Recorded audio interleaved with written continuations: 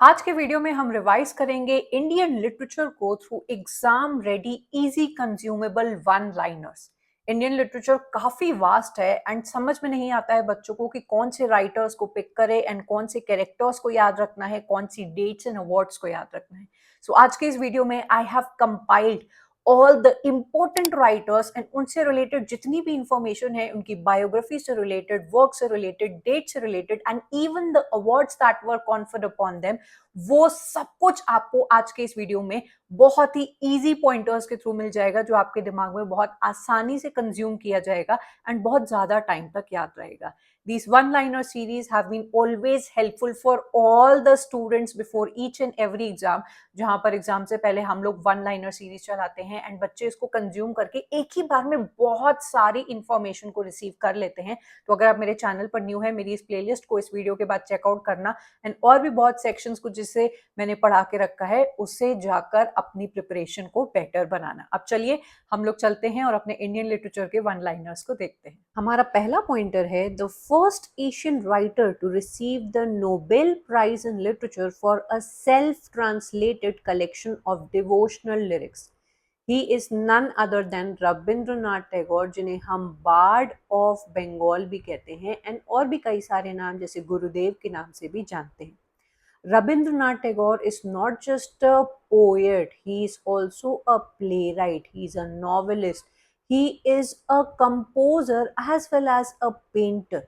ये एक ऐसे पर्सन हैं जिन्होंने अलोन दो डिफरेंट कंट्रीज, दो सॉवरेन कंट्रीज के नेशनल एंथम्स को लिखा हुआ है जो हम लोग आज तक यूज करते हैं। एक इंडिया हमारा जनगण मन एंड देन बांग्लादेश के लिए Amar Sonar Bangla. These are some important information that you must know. ना जब हम कहते हैं कि he is the first Asian writer to receive Nobel prize in literature 1913 में इनको मिला हुआ है, you must also know that he was the first non-European to receive such a prize, which is extremely prestigious for any country. इनको ये prize मिला था for his devotional lyrical song collection Gitanjali. Now if you look over here आपको दिखाई देगा कि इसके दो पब्लिकेशन डेट्स लिखी हुई हैं। पहली पब्लिकेशन डेट आपकी बंगाली ट्रांसलेशन की है, दूसरी पब्लिकेशन डेट इंग्लिश ट्रांसलेशन की है। You can already see a self translated collection of devotional lyrics. तो पहले इन्होंने बांग्ला भाषा में लिखा हुआ है इस वर्क को एंड देन उसको ट्रांसलेट किया है इंग्लिश भाषा में। आपको मुझे कमेंट करके बताना है कि 1912 का जो वर्जन होता है उसका इंट्रोडक्शन एक very very famous British writer लिखते हैं, जो इस पूरे कलेक्शन को पढ़ के इतने ज्यादा मूव्ड हो गए थे, वो कॉफी पीने जाते थे कैफे में या कहीं पे भी जाते थे, रविंद्रनाथ टैगोर की इस कलेक्शन ऑफ बुक्स को साथ में रखते थे और पढ़ते रहते थे and he was so moved कि कितनी ब्यूटीफुली इन्होंने इन वर्क्स इन सभी सॉन्ग्स को लिखा हुआ है। तो आपको मुझे कमेंट करके बताना है कि वो कौन थे ना। इनके और भी वर्क्स आपके लिए इंपॉर्टेंट है याद रखना, जैसे Gitanjali I told you, Sonar Tari, the golden boat. Then we have Rabindra Sangeet, बहुत सारे संगीत एंड सॉन्ग्स का कलेक्शन है यहाँ पे। देन फ्रॉम दिस कलर, गोरा, घर बैर, देन वी हैव चोखेर बाली। ये इनकी इंपॉर्टेंट नॉवेल्स हैं, प्लीज इनको अपने नोट्स में लिखिएगा और इनके बारे में जानकारी भी हासिल करिएगा, समरी वाइज इनको जरूर से जाके पढ़िएगा।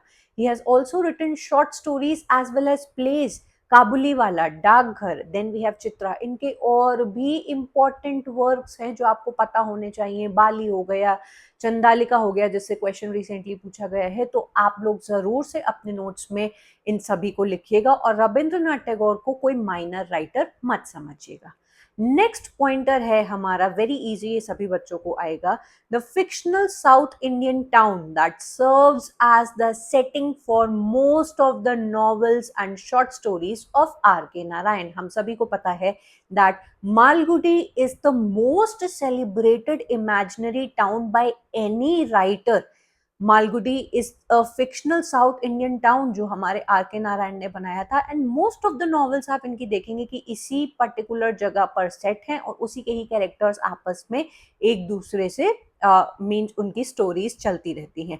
You also must be aware as I said कि ये मोस्ट सेलिब्रेटेड इमेजिनरी टाउन है। हमारे थॉमस हार्डी ने भी वेसेक्स नाम का एक इमेजिनरी टाउन बनाया था, फॉल्कनर ने अपना योकना पटावा काउंटी बनाया था, लेकिन मालगुडी इज अ प्लेस जो कि सबसे ज्यादा फेमस हुई थी।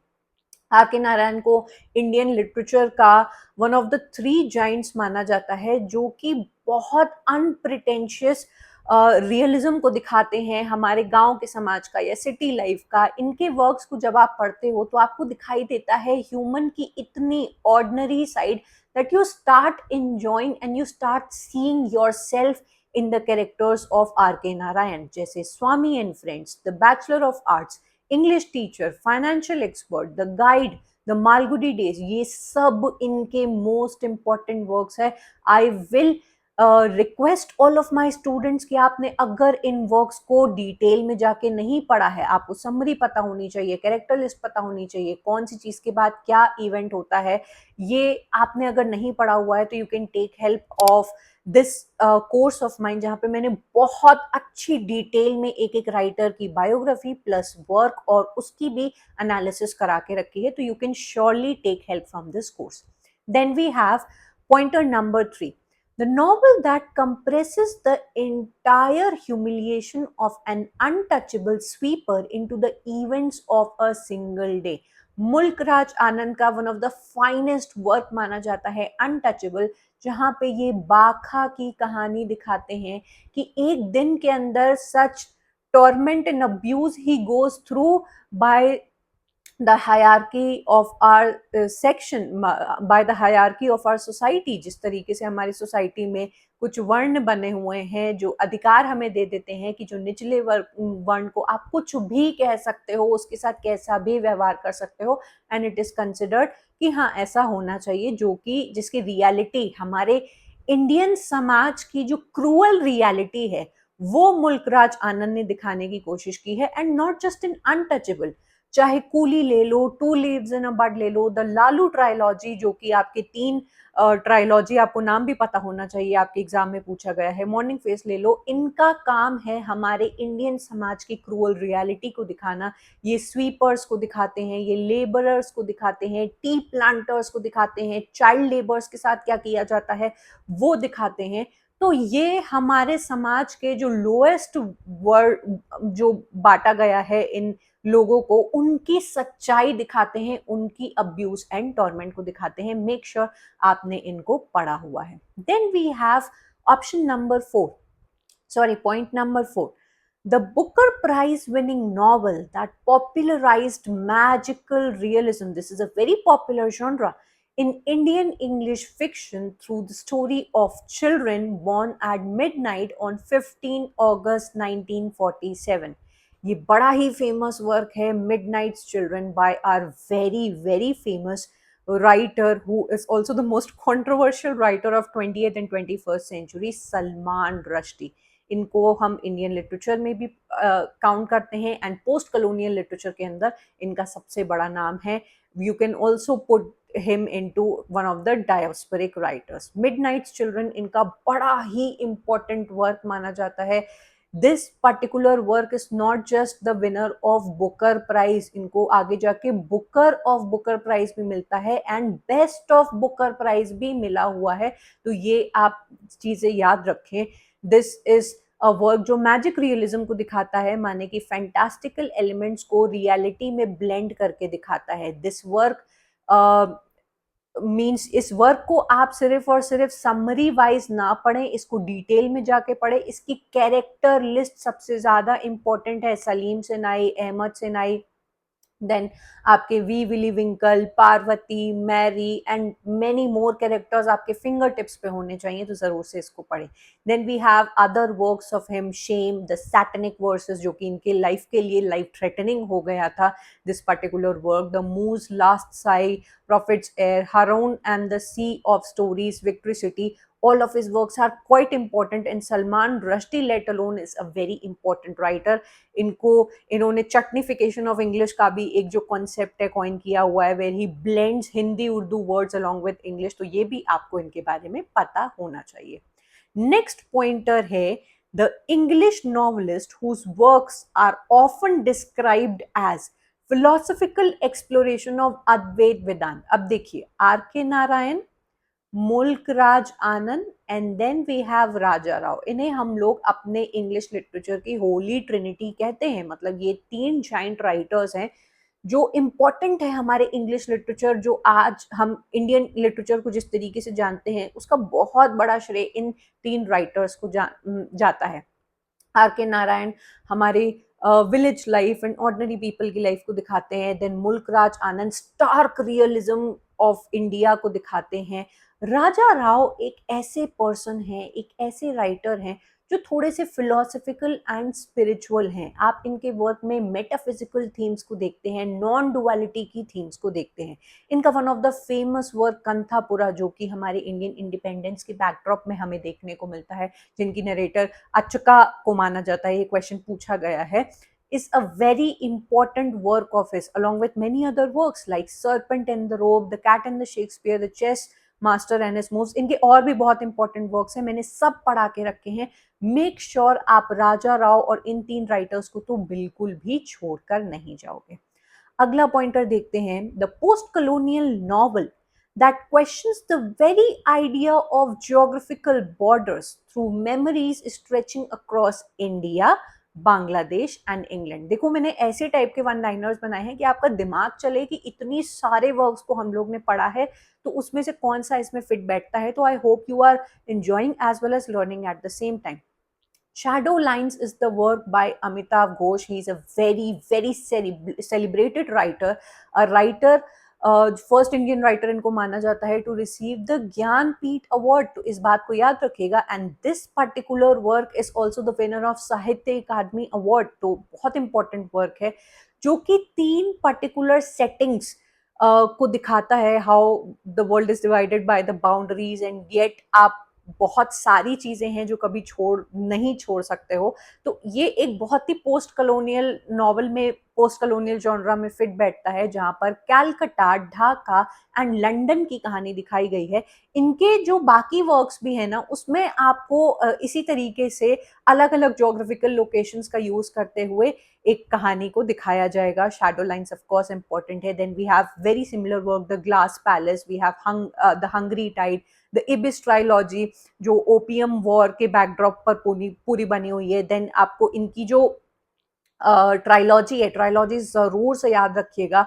इंडियन लिटरेचर में काफी ज्यादा ट्राइलॉजी वाले क्वेश्चंस पूछे जाते हैं, तो मैंने एक डेडिकेटेड वीडियो बनाया हुआ है ट्राइलॉजीज, मोस्ट इंपॉर्टेंट ट्राइलॉजीज का.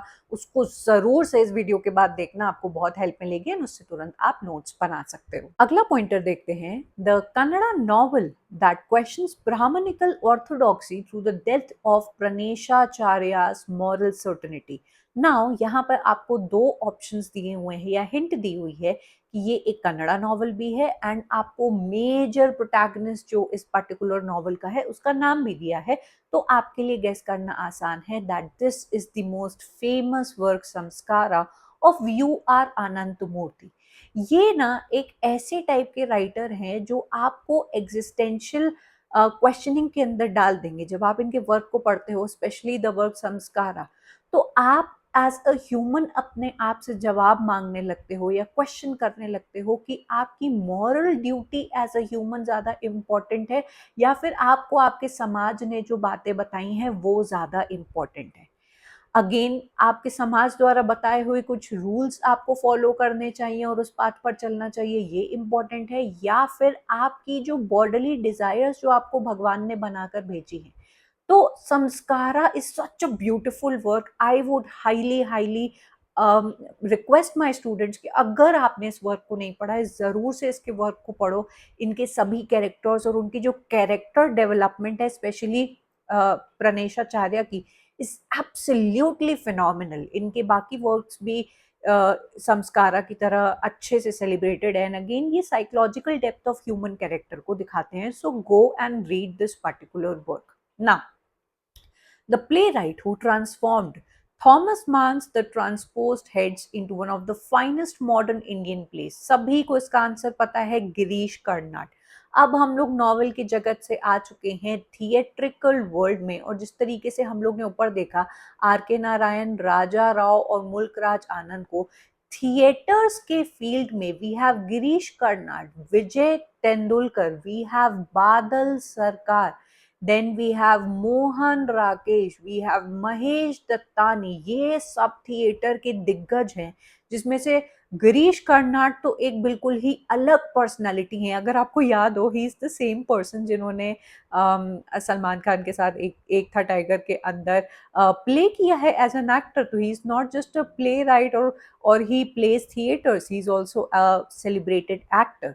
इनकी वर्सिटैलिटी आपको इस बात से पता चलेगी that he is a Kannada writer and he writes in Kannada as well as in English. And ये अपने जो वर्क्स हैं किसी और से ट्रांसलेट नहीं कराते हैं, ये अपने वर्क्स खुद ट्रांसलेट करते हैं, showing his versatility and the command over his language. Girish Karnad जाने जाते हैं माइथोलॉजिकल टॉपिक्स को उठाने के लिए एंड हिस्टोरिकल इवेंट्स को उठाने के लिए, और उनको ब्लेंड करके अपने वर्क्स में दिखाते हैं। महाभारत, कथा सरित सागर, देन बहुत सारे कन्नड़ा फोक टेल्स को इन्होंने उठाया हुआ है, और इनके वर्क्स में इसका सोर्स देखने को मिलता ही मिलता है। जैसे कि हमारा जो ये वर्क है हयवदना, हिज मोस्ट फेमस वर्क कथा सरित सागर से उठाया हुआ है, जहाँ पर धड़ सर से अलग कर दिया जाता है दो कैरेक्टर्स का। मुझे उन दो कैरेक्टर्स के जरूर से नाम यहाँ कमेंट करके बताओ, तो I will be very happy कि आपको उनके प्रोटैगनिस्ट के नेम पता है। देन वी हैव ययाति, इनका अलग एक इम्पॉर्टेंट वर्क है, हिस्टोरिकल प्ले, हिस्टोरिकल ड्रामा माना जाता है Tughlaq. Nagamandala, we have Taledanda, the fire in the rain, dreams of Tipu Sultan. ये सब आपसे पूछे जाते हैं आपके एग्जाम में। इनका अगला वर्क जो है Tughlaq is a historical play that portrays Muhammad bin Tughlaq as a visionary ruler destroyed by his own idealism. If you remember, मैंने आपको क्रिस्टोफर मार्लो की बायोग्राफी पूरी पढ़ाई थी एंड आई टोल्ड यू कि इनकी लाइफ टाइम में इन्होंने एक वर्क लिखा था, हिस्टोरिकल वर्क लिखा था, विच इज एडवर्ड सेकेंड, जिसके बाद से मतलब this work was considered one of the finest and earliest historical works. तो वैसा ही कुछ सिमिलर आपको गिरीश कर्नाड की भी life time and play right journey में देखने को मिलेगा कि तुगलक ये प्ले लिखते हैं, आगे जाके और भी हिस्टोरिकल प्लेज ये लिखते हैं, ड्रामा लिखते हैं, जो आगे जाके और राइटर्स को इंस्पायर करता है to write more historical works इनके बाद। तो इस पॉइंट को याद रखिएगा। Then we have another very important pointer, the Marathi play that combines the folk performance tradition of tamasha with a powerful critique of political corruption, Ghashiram Kotwal. अब ये हम सब लोग ने अपने मास्टर्स में पढ़ा हुआ है एंड 25 मार्क्स का हम लोग आंसर भी लिख कर आए थे। This was a very important political satire, जो कि शो करता है हमारे इंडिया के पॉलिटिकल करप्शन को। Similarly, Shantata Court Chalu Ahe, the court is in session, Ghashiram Kotwal, Sakharam Binder, then we have Kamala, then we have Kanyadaan, we have गिरधड़े। विजय तेंदुलकर मराठी वर्क्स को ब्यूटिफुली लिखते हैं, is a Marathi writer, and हमारे इंडिया के जो करप्ट सोसाइटी है उसको किसी ना किसी तरीके से सटायर करके दिखाते हैं अपने वर्क्स में। Our next pointer is the first Indian playwright writing in English to receive Sahitya Akademi Award. Now, the name is Mahesh Dattani. मैंने जितने भी आपको ऊपर प्ले राइट्स के नाम बताए वो mythical facts, historical facts and बोल सकते हैं कि रूरल सेटिंग के ऊपर अपने कैरेक्टर्स को बेस कर रहते हैं। Mahesh Dattani is extremely different from those play rights, क्योंकि इनका जो थीम होता है कैरेक्टर्स और उनकी सेटिंग को दिखाने का, वो अर्बन होता है। सिटी लाइफ की चैलेंजेस एंड सिटी लाइफ की जो अपॉर्चुनिटीज हैं एंड सिटी लाइफ की जो कॉम्प्लेक्सिटीज हमें देखने को मिलती है रिश्तों के अंदर, शादी के अंदर, एक्सपेक्टेशंस के अंदर, वो महेश दत्तानी अपने वर्क्स में बखूबी दिखाते हैं। इनका one of the most celebrated work है एंड आई होप ये आप सभी का भी एक बहुत ही फेवरेट वर्क हो सकता है, बिकॉज इसका जो थीम है वो बात करता है एक इंसान की डिजायर के बारे में and what actually the society is expecting him, irrespective of the gender, की तुम मेल हो तो तुम्हें ये करना चाहिए, तुम फीमेल हो तो तुम्हें ये करना चाहिए। ये उस माइंडसेट को क्वेश्चन करने की कोशिश करता है। Then we have Tara, very moving story जो पेट्रियार्कल समाज की पेट्रियार्की को दिखाती है. वी हैव फाइनल सॉल्यूशंस जो कि इनका मोस्ट इंपॉर्टेंट वर्क है. काफी बार क्वेश्चंस पूछे गए हैं इनसे. Communal hatred between Hindus and Muslims को इस वर्क में बहुत ही ब्यूटीफुली दिखाया है कि कैसे हम अपने समाज से मिली हुई सोच को अपने दिमाग में भर लेते हैं और कैसे एक अपने ही जैसे इंसान को जो आपके ही जैसा दिखता है, खाता है, पीता है, उसको दुश्मन मानने लगते हैं. Bravely for the queen. Then we have on a muggy night in Mumbai. ये जो वर्क है आपसे पूछा गया है कि इंडियन लिटरेचर के अंदर फर्स्ट ऐसा कौन सा वर्क है जो गे रिलेशनशिप्स को दिखाता है, वो यही वर्क है बाय महेश दत्तानी. ठीक है, तो इनके सभी वर्क्स को आपको याद रखना जरूरी है. Next up we have the play that examines communal hatred through the metaphor of family trapped within the inherited prejudice. Final solutions, जिसके बारे में मैंने अभी बात की. महेश दत्तानी का ये मोस्ट सेलिब्रेटेड वर्क है, इसको गलती से भी मत छोड़ के जाना. इसके सभी characters of the Gandhi family and the two Muslim boys that come into the house, एंड उसके बाद से पूरी टेंशन स्टार्ट हो जाती हैं, जावेद एंड बॉबी. तो प्लीज आप लोग इसको जाकर जरूर से पढ़िएगा. Next we have the novel that won the Booker prize in 1997 by examining caste, childhood, memory, and forbidden love in Kerala. Now, this is the work, The God of Small Things, जो belong करता है one of the fierce and बोल सकते हैं controversial writer Arundhati Roy, जिनकी speeches और जिनकी ideology बहुत सारे लोगों को अनसेटलिंग लगती है, उनका ये वर्क है the God of small things. इनके और भी बहुत इंपॉर्टेंट वर्क्स है जो मैंने यहाँ पे लिस्ट किए हैं, पर most of the times God of small things से ही डिटेल्ड क्वेश्चंस आपसे पूछे जाते हैं, तो मेक श्योर आपने उनको प्रिपेयर किया हो.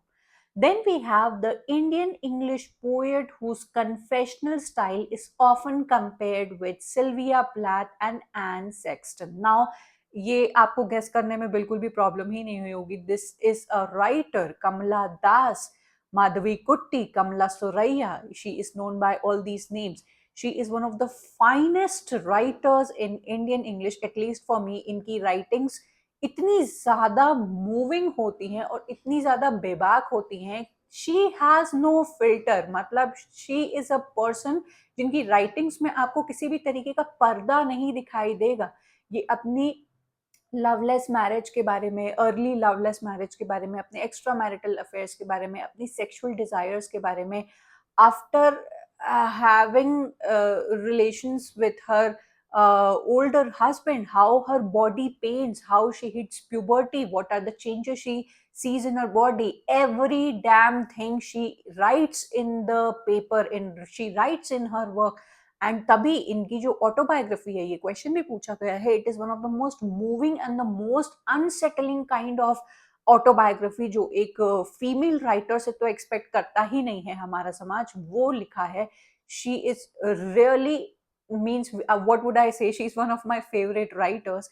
इनके जितने भी वर्क्स हैं, summer in Calcutta, descendants, old play house, other poems, आप इनके वर्क को पढ़ेंगे तो you are going to shed a tear and you are going to feel how patriarchy uh, means what patriarchy does to a woman. So you must go ahead and आप इनके works को पढ़िए. The poem that presents marriage as emotional imprisonment, मतलब कि शादी जब आपके लिए एक पिंजरा बन जाए, एक प्रिजन बन जाए, इस थीम को उठाया है हमारी कमला दास ने.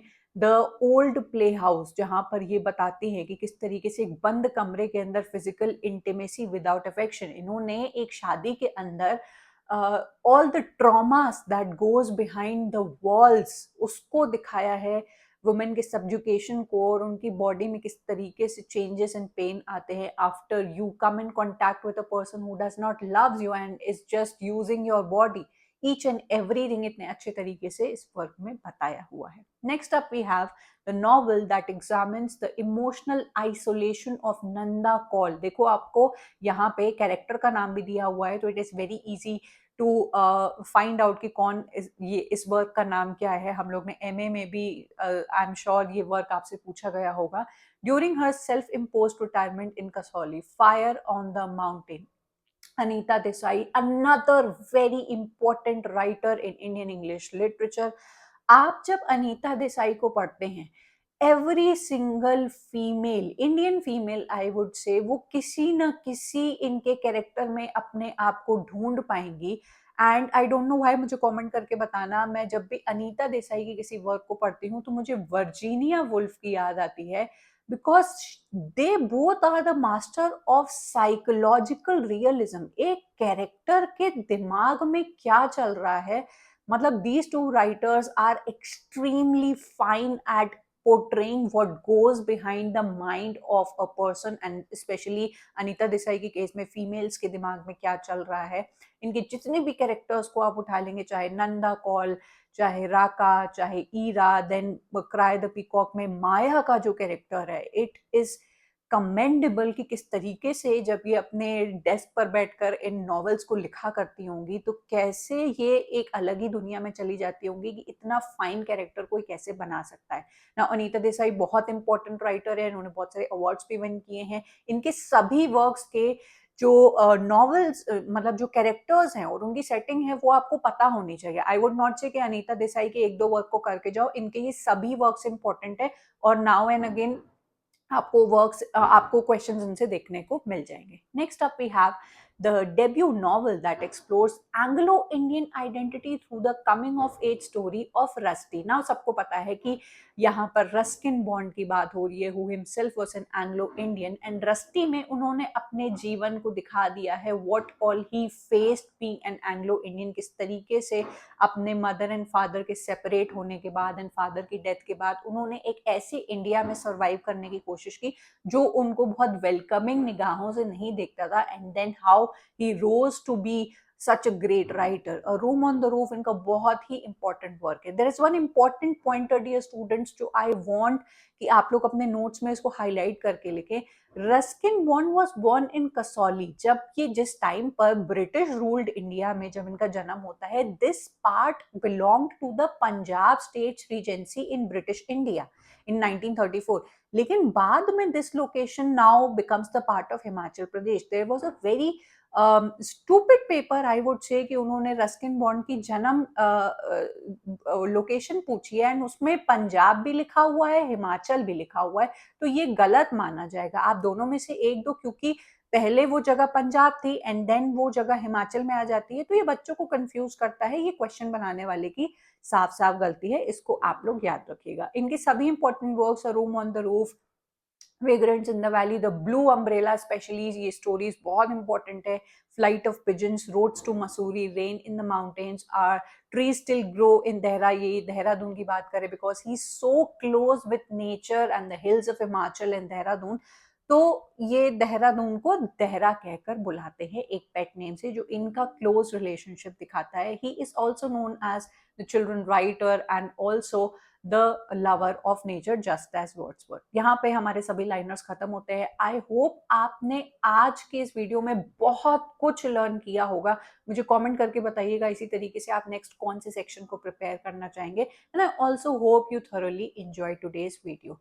क्वेश्चंस लगाए बिना आपकी तैयारी अधूरी है, तो प्लीज डियर स्टूडेंट्स, आप जिस भी सेक्शन को प्रिपेयर करें सेक्शन वाइज क्वेश्चंस लगाएं डिजिटल स्क्रीन पर और अपने आप को टेस्ट करें। और अगर आपको मुझसे पढ़ना अच्छा लगता है, इजीली कंज्यूम कर लेते हो कठिन कॉन्सेप्ट्स एंड इंपॉर्टेंट इंफॉर्मेशन को, तो आप मेरे इन पेड कोर्सेज को जरूर चेकआउट करिए। मैंने इसी तरीके से डिटेल में बच्चों की साइकोलॉजी को समझते हुए आपके एक एक सेक्शन को बहुत इजी बनाया है आपकी प्रिपरेशन के लिए। So do check them out. I'm going to take your leave and I'm going to meet you up next in yet another video.